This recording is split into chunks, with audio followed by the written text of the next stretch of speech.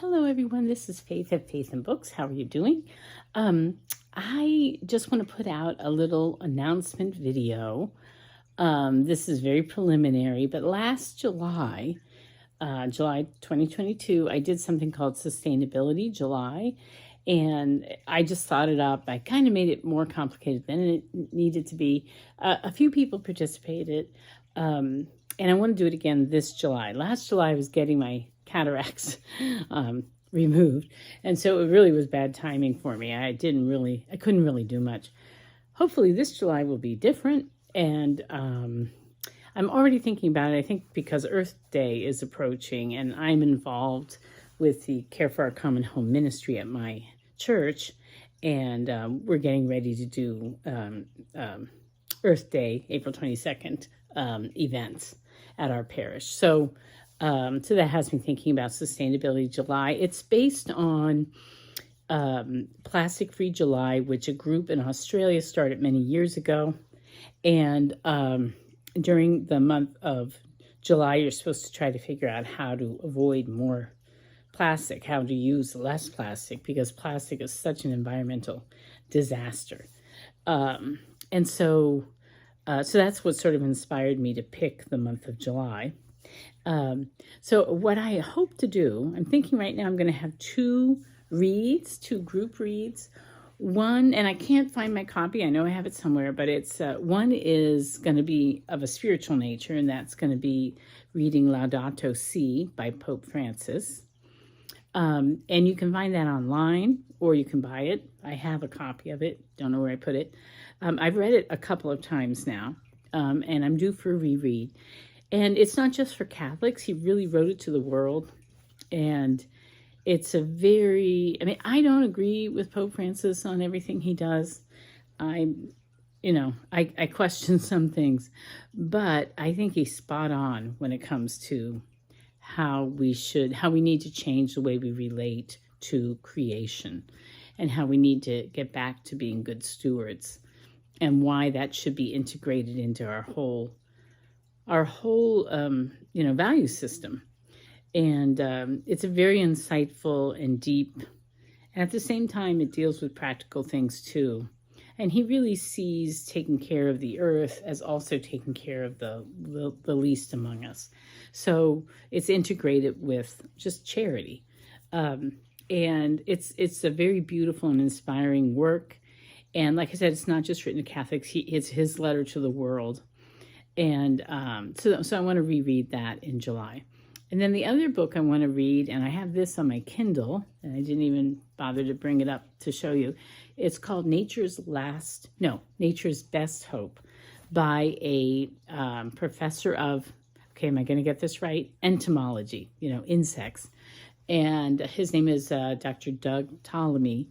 And he wrote this, he's written many books, but this is, I think, his latest book. It came out a few years ago.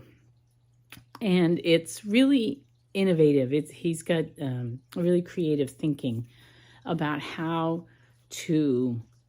for all of us to be better stewards and live more sustainably.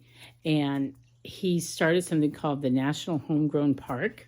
And this is really more oriented, I guess, to North American, or I guess probably Europe too. But there's such a demise in the population of insects, and we need, especially pollinators, we need them for our food. So we can't, so what we need to do is change our attitude to how we deal with our own property, our private property. We kind of act like nature exists up into the property line, and then we can do whatever we want with our own property. But we're destroying ecosystems, and it isn't arbitrarily divided like that. That's a very artificial way of thinking about it.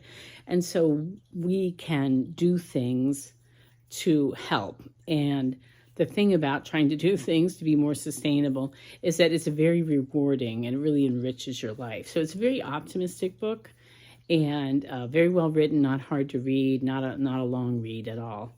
And so I think I'd like to do that one too. So one spiritual and one kind of secular, but they a lot of overlap. And I think those will be the two books.